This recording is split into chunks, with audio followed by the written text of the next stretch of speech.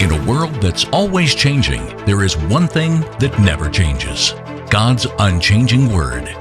And now, from God's Unchanging Word Studios in New Orleans, we are pleased to bring you news, nuggets, and insights with today's host, Tom Carey.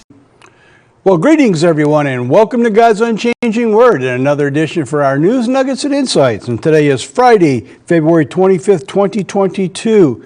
We are taping on Tuesday morning, as we try to do each and every week, and it is a different world as Russia has actually entered into Ukraine on Monday night. So today, we're going to talk a little bit about that, but we're going to try to follow through on what we've been talking about for the last few weeks. Today, we're going to lead in with pagan idols, following the path of ancient Israel. We'll talk about the pandemic brought on by animals, believe it or not. We'll be talking about that. And following it, we'll close the program today with part 2 of a program that we watched with GTA, talking about the pale horse. We got a couple of stories we want to get into first. War on religious freedom. We must stand up for the Finnish Christians facing the trial for their faith. So we're going to talk about that, but I want to remind everyone today that we have not forgotten our Canadian brethren and what they're going through with the truckers up there. We're going to give that the justice due beginning next week, because you see in here in America, we also have our truckers going on the road to Washington, and Washington is preparing by blocking up and beginning to put fences up, so it will be interesting to see how that happens. But what the Canadian brethren going through right now is uncalled for. So now let's take a look at this war on religious freedom. The trial of 2 Christians in Finland has implications for a growing war on faith here in America. Pavi Ryanson, a 62-year-old medical doctor and grandmother of 7, faces 3 charges of so-called ethnic agitation for expressing her belief in teachings of the Bible, having published on a pamphlet in March of 2004.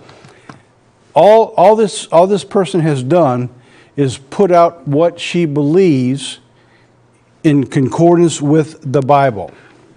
Now in Finland, you can't do that anymore if you agitate someone else with your beliefs. So here's what's happened. For taking part in the discussion on a radio show in 2019 and for a tweet with a picture of a Bible message, for this she faces up to 2 years in prison if convicted. For simply going on and talking about what she published in 2004 about the biblical sanctification of marriage in the Bible is now illegal in Finland. Meanwhile, Bishop Pahojola faces a single charge of ethnic agitation for merely hosting her booklet on his church's website. That's it. He actually talked about that booklet on his website. So if he's convicted, he will also face 2 years in prison. If you don't think it can happen here, sit tight, because it is coming to America. And you're beginning to see some of that taking place with the lockdowns you're seeing in Canada that are now beginning to move right here into America. This is very serious in the change of the way people feel and believe about freedom of speech. All right, we're going to talk more about that beginning next week. So now, I've got another, you can't make this up. Lots of times when we bring this in, there's a lot of humor and a lot of stupidity. But this one you can't make up is very sober, very sad, so I'm warning you in advance, this is not going to be a happy occasion for this. Just when you thought people couldn't become any sicker, more disgusting, or insane, it has gotten worse. In an article of the Journal of Prenatal and Perinatal Psychology and Health, psychologists claim, you ready for this? Unborn babies can give permission for abortion. I'm not making this up. You can't make this up. This is jaw-dropping, is what this person wrote. Pro-abortion counselors claim that preborn babies can consent to their abortions. The baby will telegraphically communicate to the mother that they can agree to be aborted. This is a mother talking to the baby in the womb that she's getting rid of it and is going to die, and the baby is supposedly going to agree to it. God gave them over to a depraved mind. I wanted to bring that in first before I actually tell you some of what's about to happen. I couldn't bring you the whole story because it was so sick. I just sat there at my desk just totally, I don't know, just bewildered how depraved. Now this is a NIV. You know, King James says a little bit differently, but this pretty much says what this means. It takes a depraved mind to come up with this. According to Dr. G. McCary, it's important for women to make sure their babies know they love them before they have them dismembered and poisoned. That sink in? Before they have them dismembered and poisoned. I got to this point in the article and I just had to stop.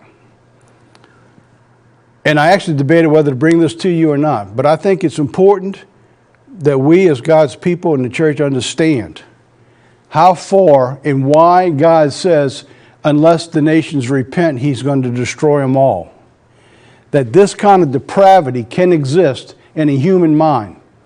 And it's not just anybody. These are doctors, these are educators, these are leaders in our society that's teaching people this type of nonsense. This is what they say. This is actually the way they read it out to the people.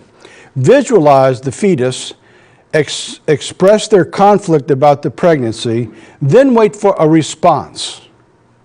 Now we're talking to a fetus in the womb, feeling, hearing, and seeing. The women were encouraged to repeat this exercise at home, and when or if they felt the response of agreement from the fetus, to visualize the fetus leaving their body. Now, this is where it gets really bizarre. After they've just talked to the baby that they're about to kill it, the baby says, that's fine, get rid of me. She says this leads the women to have a deeper sense of self. So now you can feel good about killing the baby. More respect for life. Honestly, is that is that real? I mean, this is what the article says. This is what the people are trying to tell the person, that you just killed your baby, but you got a deeper respect for life by doing it. And you have positive feelings about a better time, future pregnancy through the process of dialogue with their baby. Well, I don't know what to tell you. How sick and how deprived can you be?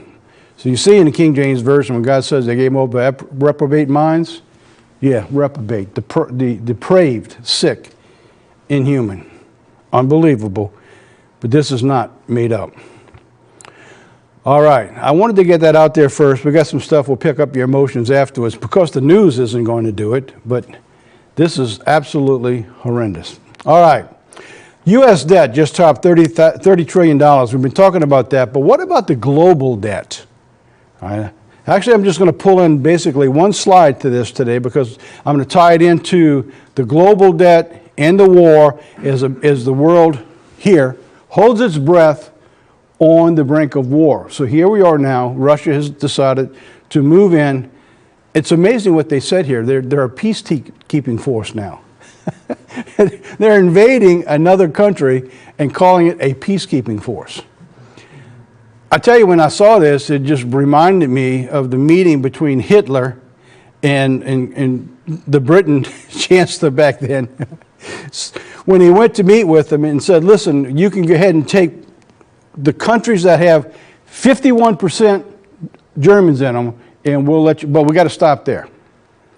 So here we are now at the Ukraine and telling Russia, well, we're going to sanction you, but we're not going to really stop you right now because they're not really Ukrainians anyway. They feel like they're Russians.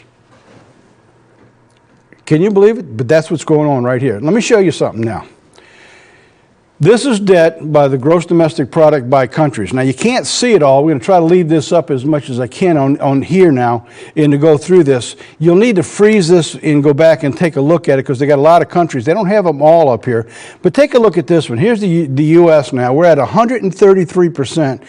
In other words, we're producing more debt than we're producing products, so we can't get ourselves out of debt. But look at China. All right, China is only at 69% of GDP to the gross domestic product versus their debt. Does anybody have any idea what Russia's is? Now, to think about it, I'm seeing here, does anybody want to take a shot at this with our own team? Nobody's telling you what this is. This is absolutely amazing. You ready? 17.88%. Yeah, that's right. Their debt to their GDP is only 17%. What is this telling us? Let me walk you through a few things in the scenario of time that the news is not going to and that they're not talking about. Here's one. Let's move this out the way right now. Back in 2013, Russia received dollars for 95% of its exports to Brazil, India, South Africa, and China. What is that telling me? In other words, there's a foreign exchange, an international exchange of dollars for everybody that goes through. And right now, the U.S. dollar is the currency of exchange, and that's what's been keeping us going. That's why we can run the debt we run. All right? However, in 2013, things began to change. Today, according to the Congressional Research Service, this is our government, after a decade of de-dollarization, just 10% of the trade is in greenbacks. What does that mean? That means all the rhetoric that you hear that we're going to freeze the accounts, they're not going to trade with us through SWIFT, which is the international currency of exchange through SWIFT of U.S. dollars. We're not going to do that. We're going to freeze that. Okay. You're just freezing 10%. That's it, 10%. Now think about that. How much damage is that going to cause? Let's go a little further. They've also replaced trade in dollars for gold. So in the meantime, they've been gathering gold up instead of dollars. From 1995, they had $2 billion in gold reserves. Till today, they have $130 billion in gold as of 2021. That's 72 million ounces of gold. So as inflation rises and as the cost of everything goes up and the dollar value goes down, they get richer while everybody else gets poorer. Yeah, we definitely got them over a barrel, don't we? We got something else we have to worry about here. How about this? Russia has been stockpiling for wars. They have nearly $700 billion in reserve. Well, you say, well, they're going to use that up with the military that they're fighting. I mean, they got all those troops over there. How can they afford to do that? Well, let's compare. The United States last year spent $780 billion for our military and safety. That's the United States. There's nobody comes even close to that. China, $250 billion for their military. Again, any guess what Russia's spending for their military? Again, they're not telling us anything, but this is why they can go on for a prolonged, protracted war, or as they're doing now, a siege around the Ukraine. Guess what they spend? $60 billion. That's it. $60 billion. So they got gold, they got money, they got oil now, they got gas, and they're only spending $60 billion. So if it goes on for a year, how much is it going to cost the United States to watch this and keep our soldiers? We're going to spend more just keeping an eye on it than they spend for their military. And when things start going out of hand, how long do you think the American people are going to put up with that? Because it's going to hit their pocket with oil. Oh, speaking of oil, how about oil? Look at that. 13 months, the U.S. purchased 235 million barrels of oil in 13 months from Russia. Why did we do that? Because Biden shut down the oil growth in America.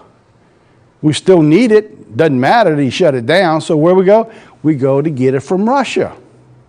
Now, right before the war began here, Biden asked Saudi Arabia, can you produce more oil in case they don't buy the Russian oil? Because if we don't buy the Russian oil, we're losing almost 1 million barrels a day coming to the United States. How much is that going to cost us?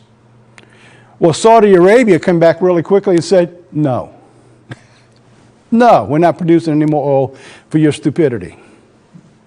Oh, that was Tom's version. That wasn't theirs. They just said no.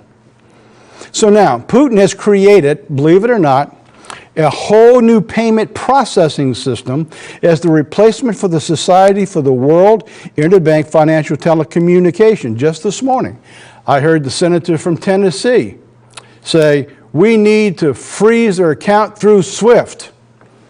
So Russia says, go ahead. We got our own system now. We don't need you. They don't need to go through SWIFT.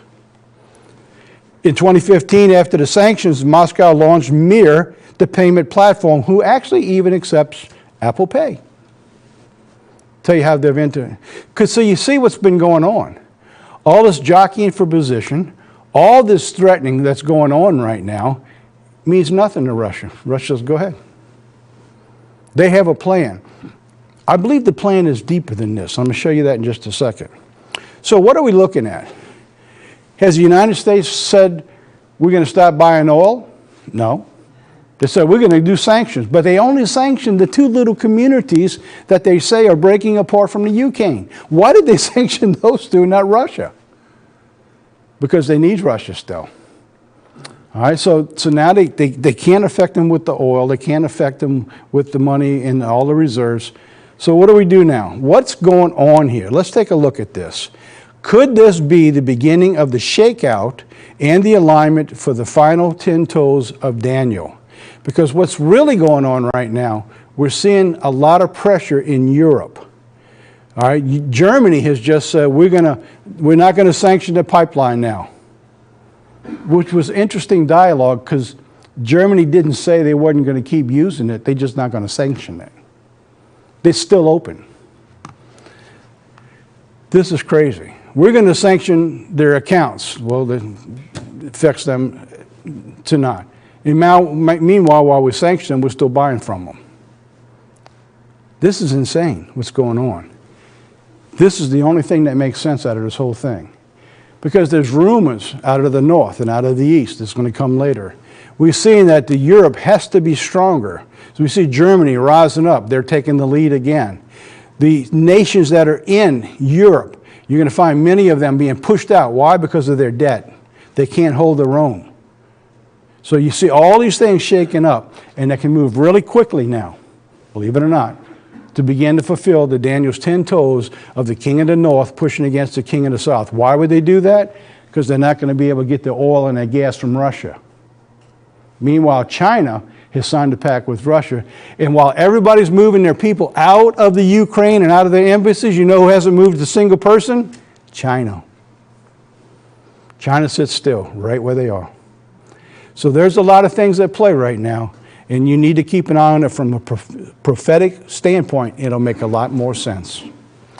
All right, let's move on. I spent a little more time than I wanted to there, but it was really important that we understand what's going on.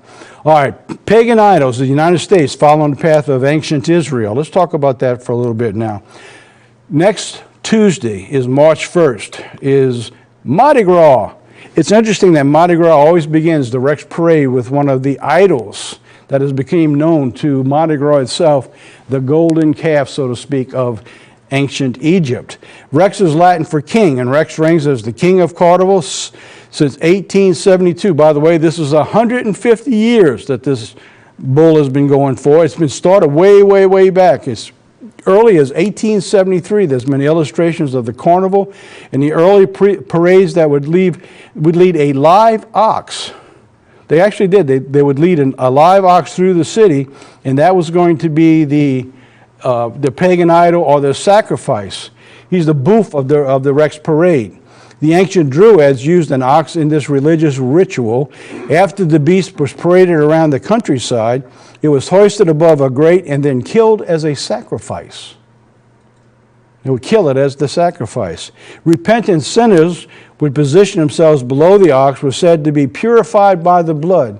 All the roots that God has worn, the sacrifice of Jesus Christ being lifted up, that his sacrifice to purify human beings for their sins, he took the sin offering for us, is all been counterfeited, even to the lifting up of the ox and the blood to purify people rather than Jesus Christ.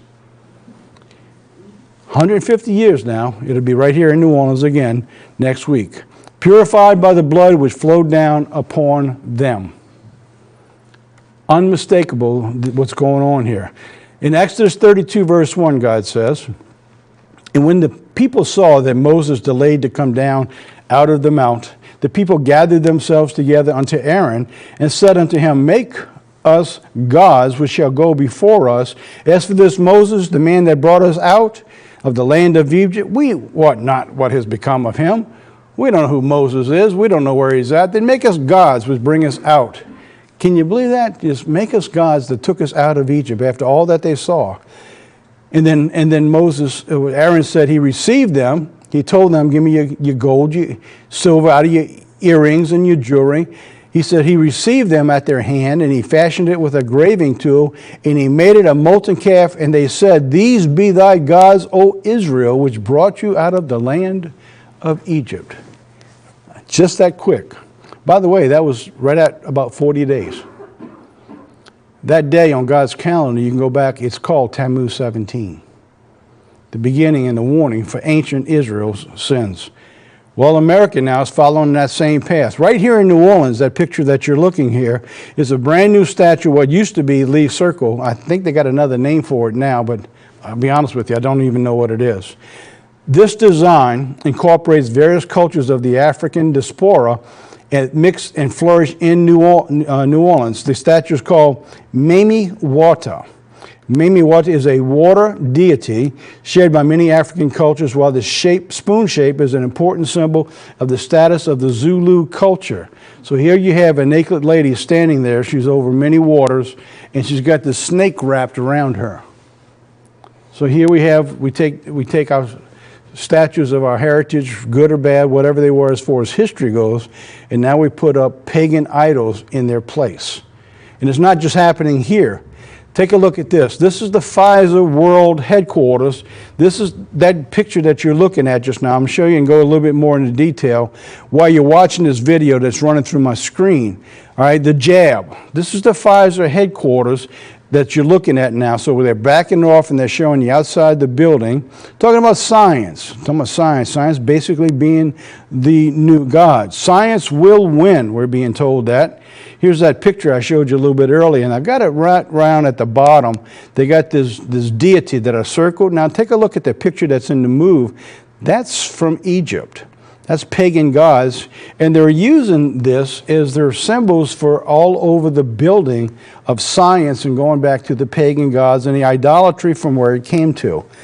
So while that video's playing for you, let me go through another one.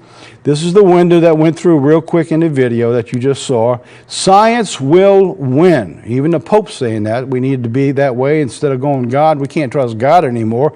We have to trust humanism. And now we're telling them we can't go through prayer to help heal us anymore. We have to trust the scientists. All right, so that's in the lobby in the video, the Pfizer, and that's where that big old picture comes into. And inside the picture, they have lots of little, I don't even know what they are, to be honest with you. There's something to do with science, there's something to do with doctors, but that runs through there. Look at here, the science being the new God. How about that? Is science the new God? Well, in many circles, it has replaced God because there are many atheists who are not following God anymore. This is answering the new atheist, how science points to God and to the benefits of Christianity. So there's a battle going on. Still, thankfully, there's a little bit of a battle that's taking science versus atheism. So all of that's beginning to take place.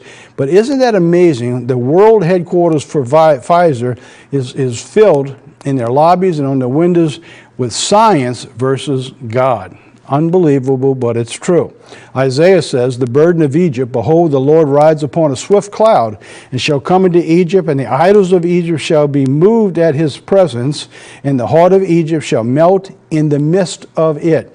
So we're seeing that taking place in this Pfizer building, many of the symbolism going all the way back to Egypt, when God says, when he returns, it's going to be there, and he's going to have to remove it. And we follow in the same way that ancient Israel did. We talked a little bit about this just last year in December 2021. We were talking about the new guardian at the UN. Has a very resemblance of the beast in Daniel. We talked some more about that. The new monument that was set up in the Visitor Plaza outside the United Nations. You can go back to December and pull that up on our News and Nuggets. It's all there for you to see about. It was called the Guardian for International Peace and Security. Here it is, a a better shot as it is in the Visitor Plaza. When you walk in, it says the Guardian for International, this is right from them, the Guardian for International Peace and Security sits on the Visitors Plaza outside the UN headquarters. The Guardian is a fusion of a Jaguar and an Eagle. It was donated by the government of Mexico. Unbelievable, but it's true. It looks very much like what you see in Daniel, except it has the Mexican flair to it, all the colors. And by the way, when you get it real close, on the wings, there's rainbows. That's not God's rainbows he's talking about. This is talking about the LGBT. In Revelation, it talks about it. It says, the beast which I saw was like a leopard. His feet were the feet of a bear, his mouth the mouth of a lion. The dragon, and his power was in his seat. He had great authority. It was given to him to make war with the saints and to overcome them, and power was given him over all kindreds and tongues and nations. So we're beginning to see the beast power. So we're seeing the United States going the same way. We're bringing in pagan idols just as they did. You find them going up more and more around the country. We've covered the ones with Baphomet. Remember that? It's the pagan Satan image with the little children on that, how they abused and sexually abused the little children. All of these things have taken place. All of this leads us to our next story. God says the four horses, there would be false Christs, wars, then there would be famines, and then pestilences. Wars always lead to famines and pestilence. You can go through history and you'll see that's taking place. We're leading into the wars and rumors of wars right now. We've had false Christs going on for a long, long time. None greater than the Pope himself right now, claiming to be Christ on earth. Revelation 6 verse 8 says, I looked and behold there was a pale horse, and his name that sat on him was Death, and hell followed with him. And power was given to them over the fourth part of the earth to kill with the sword, and with hunger, and with death, and with the beast of the earth. Interesting, he talks about with the beast of the earth. We talked about a little this in January of 2022. Just a few weeks ago, we began talking about that fourth seal. We also brought this out back then. The bird flu. They're wondering now if this new bird flu can be the new pandemic of 2022. So now let's give you an update on this. I watched the Tucker segment last night, and as Tucker does so many times, he gets off key and starts mocking everybody, making fun and joking. And they were talking about one of the Democrats was concerned about the birds being sick in New York. He said, we need to round them up really, really quick. And he made fun of him. He said, what a bunch of birds got to do with anything? Well, what he doesn't realize is there's pandemic concerns that's coming in right now that's beginning to go around the globe again beyond just the human pandemic. All right, this new bird flu strain could become, this is what the experts are saying, the new global pandemic in 2022. Despite the COVID-19 pandemic still are affecting the world, 2 years later, experts are now preparing for another pandemic to hit in 2022. So when you see somebody mocking people concerned about the sickness of birds and how urgent it is to get them caught right now, there's a reason for it. There's nothing to mock, and there's no reason to make fun. The bird flu is back and deadlier than ever. This is what we covered not too long ago, what was going on in Israel. This is what it said then. As for the bird flu virus deadliness, the World Health Organization confirmed that more than half of the 863 cases that it has tracked among the people have resulted in death. So what they were telling us back then, and we brought out in our program in News Nuggets and Insights, is at that time, it wasn't affecting as many people as the coronavirus, all right? But those who get it, more than half of them were dying. So it's an alarming concern that people are talking about. So the bird flu 2021 is the bird flu is in the U.S. What is expected from the H5N1? Just this month, the bird case, there's a flu bird case that came on high alert. Farms that raise turkeys and chickens for meat and eggs are on high alert, fearing a repeat of the widespread bird flu outbreak in 2015 that killed 50 million birds across 15 states, cost the federal government $1 billion. $1 billion. That was in 2015. But here now, just a couple weeks ago, the new fear is driven by the discovery announced on February 9th of the virus that's affecting a commercial turkey flock in Indiana, 29,000 turkeys had to be killed to prevent the spread of the virus. So when you see that, the concern that they had in New York about the birds, it's real. Because it's not just hitting here in New York. Watch the headlines I'm about to bring up from the Jerusalem Post. First bird flu infection in the U.S. commercial flock detected in Indiana. We just covered that. 5 days ago, Kentucky bird flu outbreak means 240,000 chickens could be killed, have to be destroyed so it doesn't get away. 15 hours ago, this was yesterday on Monday that I did this, so they're talking about on Sunday just came out. North American bird flu outbreak continues to spread. Same day, U.S. officials confirmed the bird flu detected in New York. And so what was being alarmed in New York was what they're beginning to see beginning to spread across the United States. When that affects people, the concern is whoever gets it, a half of them are going to die. This is serious, what's going on here. And what you're looking at is roaring seas, what God says, just like a woman in childbirth. You're going to see these things happening sooner, more frequent, and more deadly. And we're watching that year after year, and things you can't hardly get a break anymore without something major going on. Now, last week, we brought out the pale horse, and in that segment, there was a segment they talked about rats, how deadly rats are. So I went into our archives, and I pulled out a file that we did a couple years ago at the beginning of the pandemic.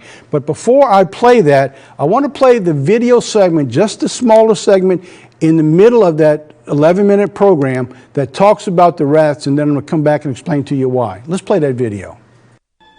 In terms of sheer physical destructiveness and disease-carrying potential, the rat rates as the #1 enemy of mankind. The lord of the urban underworld, a lover of filth, darkness, and refuse. He is a known vector for 35 different diseases, including bubonic plague, jaundice, typhoid, and trichinosis. The world rat population is put in the neighborhood of 3.5 to 4 billion, almost one rat for every human being. India alone is suspected of harboring some 2.4 billion of these ravenous rodents. The United States, by comparison, hosts a modest population of about 100 million. Rats can develop immunity, by the way, to standard poisons, even like arsenic and strychnine, within a few generations. Even warfarin, the pesticide hailed as sure death to rats, is now losing some of its potency and punch. Warfarin was designed to kill rats by preventing their blood from coagulating, but now a generation of immune super rats is spreading in both the United States and Europe. And with them, every step of the way, go germs and parasites. How well is this civilized world prepared to combat this rat invasion?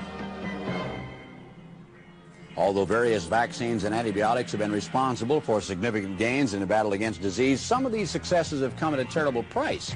In the late 1960s, bacteriologists discovered that bacteria subjected to drug treatment had the ability to infect their microbial cousins with multiple drug resistance. Researchers found that pathogens of the plague, typhoid fever, cholera, and dysentery were among those that could quickly acquire the resistance factor. As one medical doctor stated, and I quote, "Unless we put a halt to the prodigal use of antibiotics and synthetic drugs, we may soon be forced back into the pre-antibiotic era of medicine." All right, so now, 2 years ago, we brought out the video with the rats. The city was taking action as the rat population was getting worse, with restaurants being closed and garbage cans empty. So they come out from behind doors and they come out into the city. I'm going to play that segment now, and I'll be back in just a few minutes. Another thing that happens, this is absolutely how the physical brings about the spiritual. Let me show you the physical here in New Orleans. My mother-in-law used to always say, she's not worried about the four-legged animals as much as she is worried about the two-legged animals. But look at down on Bourbon Street. This is just a couple of months ago. I got two little videos. They're not very long. But look what happens when people leave the scene. One's from actually back in December, the first one. The city has to take action now. Look at this guy's rounding them up like the Pied Piper of Bourbon Street. Things are getting worse. Let's play the first video, and I'll come back in just a second. If you haven't eaten dinner yet, you might want to turn away, but maybe not. Look at this. The video shot by a visitor shows large rats climbing all over a Bourbon Street pizza counter after hours. Good evening, everyone. I'm Katie Moore. And I'm Sharice Gibson. Now, that video, first of all, disgusting, has now gone viral, forcing the restaurant to temporarily close its doors to address the huge rat problem. Huge rat problem and huge rats. The video has been seen on social media more than 74,000 times. And Paul Murphy is joining us live from Bourbon Street tonight with that story. Paul? Katie, Sharice, we are near the corner of Bourbon Street and St. Peter, and as you can see, there is white paper covering the front windows of the pizza joint so you can't see inside the restaurant as crews work to get rid of the rats. Visitors who watched the video are shocked by the unwelcome guests crawling all over the restaurant. Visitor Chad Davis from Minneapolis shot this video through the front window of the pizza joint early Wednesday morning. It shows at least 4 large rats scampering across the pizza counter after hours. We showed the video to visitors passing by the restaurant in the 600 block of Bourbon Street. Oh, that thing is crawling. Oh my God, it's making me itch. Kimberly Banner and Nasia Woods are from Kentucky. I'm shocked. Like, oh my God, that is ridiculous. Oh my mercy. Oh, I want to throw up. There's more than one, and they're just everywhere. This is not how I wanted my first day in New Orleans to be. VK Barada is from India. I see rats like this back in India. In India, this is normal.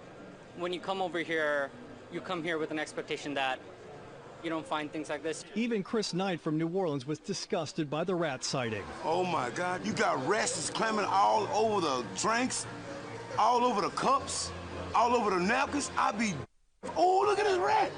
And them big ones, them like, oh my. The management team said after viewing the video, they decided to keep the restaurant closed so their pest control services can address the issue.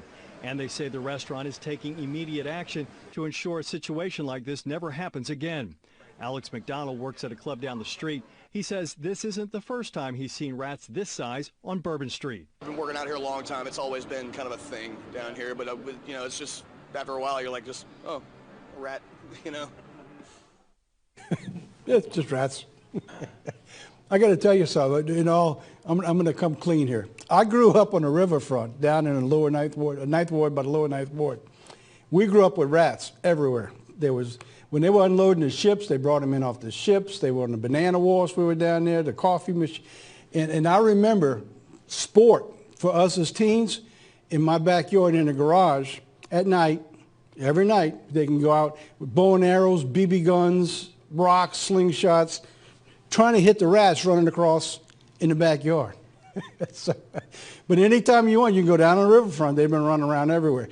All right, so now I'm trying to be serious about it. But I just, like he just said, like if you lived here and you lived on the riverfront, it's the way it was. You just lived there. They carried disease. See, here's the problem. They carry disease, and it can spread worse. Now, Bourbon Street now basically is closed down. You're going to see a street that you've never seen Bourbon Street before in a real short video, less than a minute. Let's play the second video.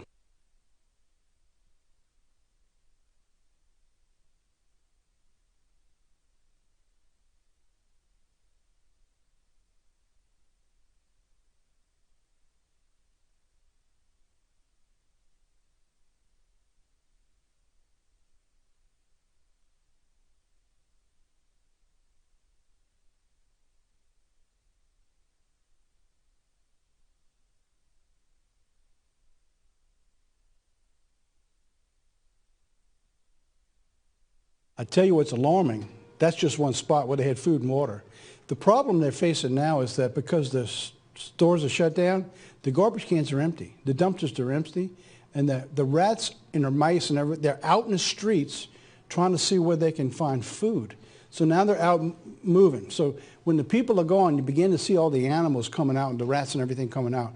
But in that video, it's hard to see it, but all up and down Bourbon Street, that's the message that was been playing out. The people are gone, the animals come out. So now, this is a byproduct. This is just one spot. It's going to go around the world at some point in time when man is no longer there. Look at Deuteronomy 7:22. The Lord said to you, God will put out those, and the Lord your God will put out those nations before you little by little, that you may not consume them at once, lest the beasts of the field increase upon you. All right, Isaiah in chapter 13. I will punish the world for their evil. So this is coming. the wicked for their iniquity, and I will cause the arrogance of the proud to cease, and I will lay low the haughtiness of the terrible, and I will make man more precious than fine gold. Can you believe that? Life is going to be so precious that mankind's going to be dying back in that time. They'll be more precious than gold. Going on. Babylon, the jewel of the kingdoms, the pride and glory of the Babylonians, will be overthrown by God like Sodom and Gomorrah. She shall never be inhabited or lived in through all her generations. But the desert creatures will lie there. The jackals will fill her houses. The owls will dwell, and their wild goats will leap about. The hyenas and the inhabitant of her strongholds, the jackals and their luxurious palaces, in her time is at hand.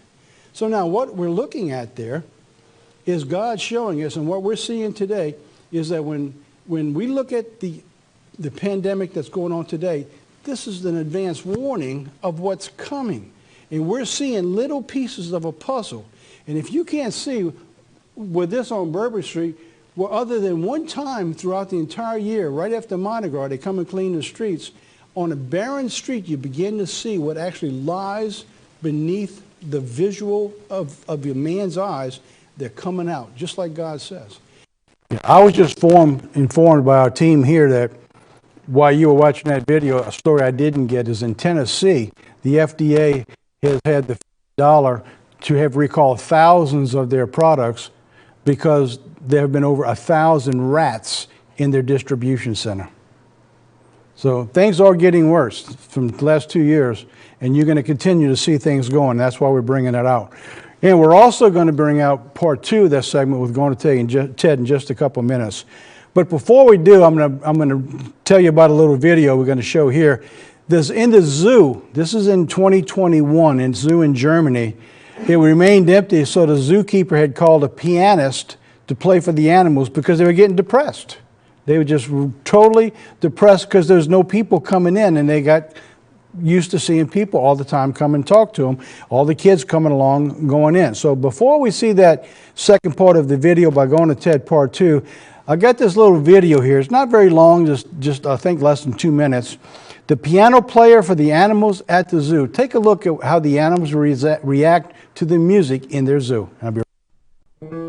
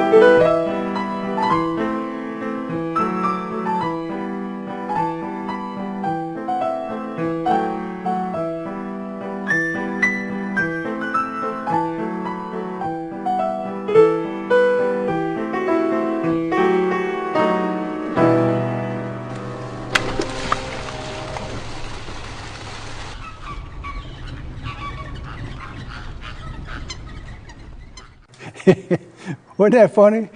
The animals would actually move up to watch what was going on and listen to the music. That was so funny. I said, yeah, I bet you could use a pick-me-up about this time. I know I sure did. All righty, welcome back. All right, now let's get into our program here. Second part on the pestilence and the pale horse. Again, I'm going to go ahead and play the segment by Going to Ted. Nobody does it better than him. This is in a World Tomorrow program that actually came out in 1976 on television. All right, so I'm going to play the second part with GTA, and I'll be back as soon as it's finished. We have been doing a series of programs about some mysterious biblical prophecies called the horsemen of the apocalypse. And we have now come to the fourth and final program in our series on the four horsemen of the apocalypse. We've already been through the destructive effects of the previous three, white, red, and black, and the untold suffering they represent for all of humankind. But did you know this final horse is even more devastating than all the others combined?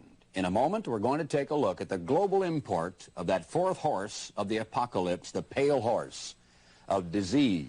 And it's an awful lot more ominous, believe it or not, than all those other methods that you might have seen vicariously of watching humans die.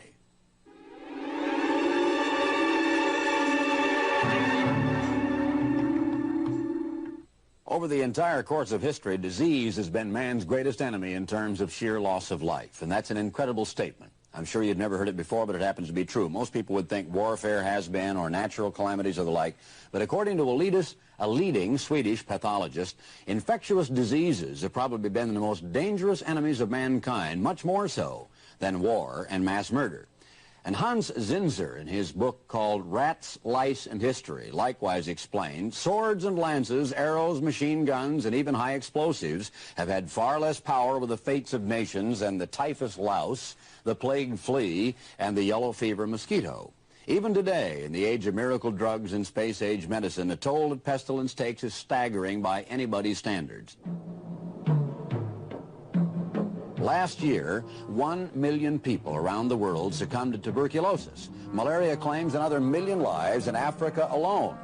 There's a painful, debilitating disease called bilharzia that is snail-borne that afflicts about 250 million so-called third world, the have-not, underdeveloped nations' inhabitants. In many of the poorer parts of the world, disease is a way of life. So many people have some horrible disease or other, it's so commonplace. Some 34 million Brazilians, 35% of the population, are hobbled with a host of maladies, including goiter, yaws, tuberculosis, and leprosy. 1/4 of black Africa is under the continual threat of sleeping sickness. In other parts of the continent, up to 20% of the adult population has been reduced to a groping, stumbling existence because of the ravages of a tiny, blood-sucking black fly, carrier of that dreaded river blindness disease. Today, in our Western world of clinics, hospitals, doctors, vaccination, and wonder drugs, we like to think that we're immune, that we're totally free from infectious disease. But infectious disease is neither a respecter of men nor nations. No part of this world, no matter how modern or up-to-date, is immune. For example, in the United States, malaria has cropped up in California, Alabama, and Texas in the last few years. A few cases, but it's there. Tuberculosis is widespread among Latins and Asians in Los Angeles County. And a strain of typhoid fever, currently resistant to antibiotics, is being imported into the United States by illegal aliens from Mexico. Bubonic plague is still alive and flourishing in many parts of Western America. We have heard about the ground squirrels of California, and once in a while you hear of an outbreak or 1 or 2 people contracting it. This year, a 3-year-old, who apparently a girl who had come in contact with a plague-carrying animal, died from bubonic plague in the Tahoe region of California. 4 campgrounds had to be closed as a result of the scare. Also, the Legionnaires' deaths we read of in Philadelphia in 1976 is an example of how suddenly lethal maladies, sometimes untraceable, and sometimes they don't even know what to call them, but they can strike nevertheless. Pestilential pandemics have shown little respect for human life. Even during the last few decades of history, in 1957, again in 1968, when the Hong Kong flu swept around the world, taking tens of thousands of lives, recent disease epidemics have also caused massive dislocations and panic and uproars, political upheavals. In 1974, a meningitis outbreak in Sao Paulo, Brazil, took some 2,000 lives. Residents of that city fled by the thousands. Neighboring Uruguay was so concerned she closed down the border as a precautionary measure, sort of a national quarantine. Smallpox, a disease that was almost ready to be relegated to the pages of history along with some of the other ancient plagues, is still alive and well, if that's a way to put it, in India, Bangladesh, and Pakistan during the 1960s and the 1970s. William E. Small, then editor of Biomedical News, the author of the book titled Third Pollution, had this to say, and I quote, "That many diseases are under control at the moment does not mean that public health efforts can be relaxed. Typhoid, cholera, yellow fever, summer diarrhea, dysentery, tuberculosis, anthrax, intestinal worms, these are still with us and could again return as the plagues of old." The communicable disease problem is further being complicated by the potential hazards brought about by our jet-age transport. No longer do nations live in relative isolation the way they used to, separated by vast oceans and mountain ranges where it takes days or weeks or even months to traverse. Today, a person could come from the Mato Grosso in Brazil to the suburbs of New York City in hours, and nobody be the wiser. Since the incubation period of such disease usually might amount to several days, a potential carrier could clear customs, the health authorities, and the like, and easily be giving hundreds of other people the disease before any telltale symptoms could even break out. Just how susceptible, then, is the human race in this space age to massive disease epidemics? Will that mysterious prophecy of the pale horseman of Revelation 6 ride with renewed vengeance and fury in the modern age? Will mankind ever be engulfed in a massive tidal wave of disease epidemics that would rival the worst ones in all of history? Or have we seen the last of that grim reaper of disease? Disease has played a pivotal role in the rise and falls of nations, empires, and even mighty civilizations. Even the great empires of old were powerless against onslaught of virulent disease. The plague of Athens that struck in 430 BC contributed heavily to the fall of that ancient city-state. The Roman Empire also had its share of pestilential woes. During the 1st century BC, a severe attack of malaria resulted in a drastic drop in the native birth rate. The plague of Galen in AD 166 further sapped the strength of that empire. Diseases, rather than superior numbers or generalship, often decided the outcome of many a battle. The Spanish used smallpox as their #1 ally, in one sense, in the conquest of Mexico, because the arrival of Cortez in the 1500s touched off an epidemic among the Indians that wiped out almost half of their population. The brilliant military strategist Napoleon came to grief on several occasions because of unexpected epidemics. His biggest defeat came during that Russian campaign when, out of a central task force of 265,000 men, only 90,000 of them ever got to Moscow, and most of those were casualties as a result of an outbreak of typhus, not Russian bullets. But by far and away the most devastating disease ever to hit the human race was the Black Plague. It was the greatest of all pandemics and was perhaps the worst single disaster the world ever experienced. Conditions were ripe for that epidemic during the 1300s because cities were crammed with people seeking a good life, security, and the like. Buildings 6 stories high were common, lining streets so narrow that 2 ponies had difficulty establishing a right-of-way. The sewers looked like something out of a nightmare of some of the Mideast nations of today. A shallow ditch running along narrow roadways, clogged with refuse and human and animal offal alike. Bathing during that period, if not unheard of, was looked upon actually with suspicion. Filth and dirt permeated every aspect of man's environment. There were other factors that also played a part in promoting the pandemic. For several years preceding the Black Plague, Europeans had experienced a succession of disastrous crop failures, of malnutrition and starvation. The plague had its origin in infested animals inhabiting the hinterlands of Central Asia. It spread to the shores of the Black Sea, and from there to Italy, via traveled Mediterranean sea lanes. It systematically marched northward until no part of Europe was left unscathed. It completely terrorized and demoralized the populace of Europe. People fled from an infected city thinking they would escape the ravages of the disease, and that only hastened its spread because they already had contracted it and spread it to other people. Dead bodies were wherever they fell, wherever they lay. They littered the fields and accumulated in the streets. They were picked up and piled like cordwood in carts and unceremoniously dumped in mass burial sites. Raw figures, when you talk about hundreds of thousands or millions, don't really convey the stunning devastation of such a thing. 25 million people died in Europe. 13 million died in China. 200,000 towns in Europe and all over were left completely depopulated. Some cities in Italy lost 60% of their inhabitants. Only 1/3 of the people in Norway managed to live through that plague. Moscow lost 127,000 people, Venice 300,000. Towns of 20,000 were reduced down to 2,000. All told, an estimated 1/3 to 1/2 of the people of all of Europe died. Now, this biblical prophecy that talks about 1/3 of a population being wiped out by nuclear warfare, another third by disease, is not then all that futuristic.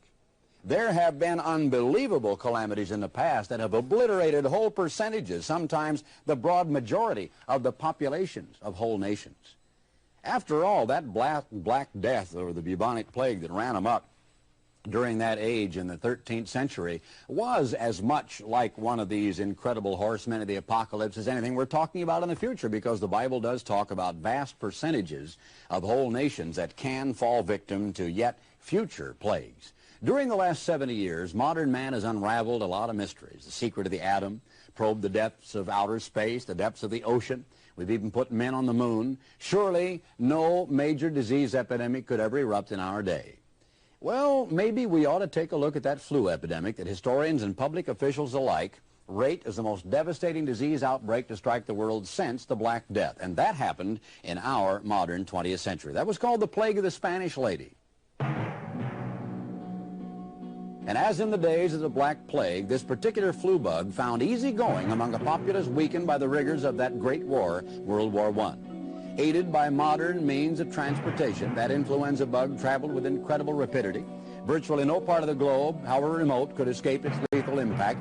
At the height of the epidemic, 100 people a day were dying in New York. Theaters, restaurants, schools were closed across the United States. Citizens in various cities were even required at that time to wear protective face masks like they do in Tokyo today. Many were rendered virtual cripples, wheezing and gasping for breath. An estimated 1/3 of the survivors were subsequently subjected to attacks of nephritis, pulmonary tuberculosis, cardiac disorders because of their weakened condition. Before it was over, 1 billion people. That was half of the world's population. 1 billion people came down with that disease. 20 million people died, including 540,000 Americans. In roughly half a year, it killed twice the number that died during all of World War I. You know, we're told that if we don't learn from history, we're doomed to repeat it. Well, in 2022, we have gone through our own version of what you just saw back in 1919 and 1920. And God warns that it will get worse before he returns unless mankind repents. So here we are again, facing the same concerns that they did throughout history. And so you see why it's so important that today these messages go out with the fervency and the zeal as much as we can put behind it to get things out. False Christs, wars and rumors of wars, famines and pestilence. And it could be that we're at the beginning stages of those seals right now as we deliver this program. All right, let's begin to wrap it up. February 25th from the Home Office. What do we have today? In the mail last week, we sent out an NNI from January 28th. It is part 3 of the connection of Mardi Gras to Easter and Christmas, of all things. The Holy Trinity of paganism coming out. We also sent out the Sermon Law and Order by Chuck Hunt. So if you're not on our mailing list, please sign up and get on the mailing list and get those as soon as possible. If you're in Syracuse this week, the Syracuse Brethren are having the second of 4 invitations for the general public to come in and visit with them. It's taco dinner night in Syracuse from 4 to 6 p.m. But of course, you go early. You can visit them for services. It is open house. Services are at 1 p.m. The taco dinner is from 4 to 6. It's an ad they run. They're trying to get the community to come in and get to know the church up there and try to reach the people. And all those times are in Eastern times. If you want more information, contact Steve Council. There is his phone number and his email address on. Just freeze it and get in touch with him, and he can give you a lot more information about what's going on up there. New for the church, we introduced last week a new Instagram page. We're already getting people signing up for that. So if you want to go on Instagram, you can get a free app. Just go to the internet. You can set up an account for an email and a password. So if you want to find our page and become part of that and follow what's going on with the church, you can go at the top. There's a search bar and type in the COGMI. My daughter Casey is setting that up for us, and she puts out new things all the time. She sent me a little commercial and a promo that she's working on for NNI that'll come out in the middle of the week that we hope to come out soon. And she has a scripture of the day, plus a lot of information that's in there. So go online, take a look, and be a part of that community. All right, one last time here, since we're going into Mardi Gras, the biblical mystery of Mardi Gras hiding in plain sight. All 3 of these sermons, the Christmas, the Easter, and the Mardi Gras, are all online. You can get them. We don't have them in print right now to mail to you. So you need to go online if you're going to see these videos. They're very, very important videos, and you get a lot of information you have not ever dreamed of what's going on in that. All right, wrapping it up now. We did part 2 of Jeremiah last week. That is also online. It'll also be in a cord in an offering going out this month. Actually go out next week. All right, now let's begin to wrap up the program as we do every week. We like to close our program with an upbeat video, and this one's called He First Loved Us. Take a look. I'll be right back.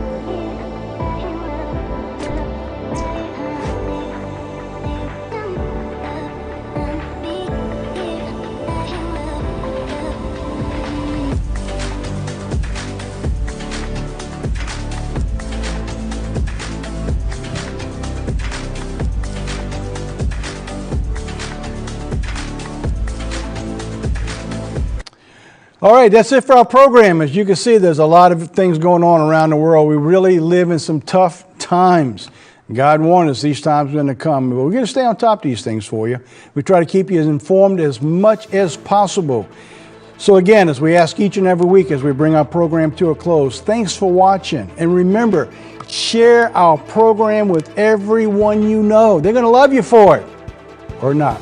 Till next week, God be with you.